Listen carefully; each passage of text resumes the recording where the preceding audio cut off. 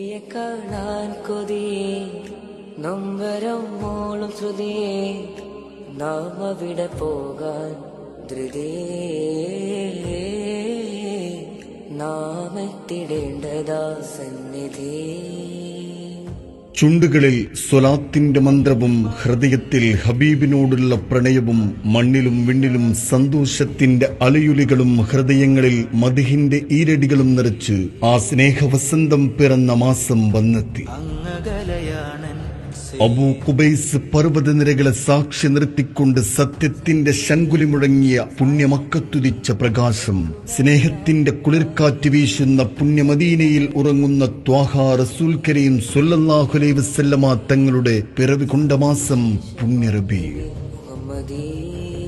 ആത്മീയതയുടെ വസന്തകാലം വീണ്ടുമിതാ വിരുന്നെത്തുകയാണ്. മരുഭൂമിയിലെ മണൽത്തരികളെപ്പോലും പ്രകാശം കൊണ്ടുമൂടിയ ലോകാനുഗ്രഹിയായ പുണ്യപ്രവാചകൻ മുഹമ്മദ് മുസ്തഫ സ്വല്ലല്ലാഹു അലൈഹി വസല്ലമ തങ്ങളുടെ ജന്മം കൊണ്ട് അനുഗ്രഹീതമായ പുണ്യ റബീഉൽ അവ്വൽ.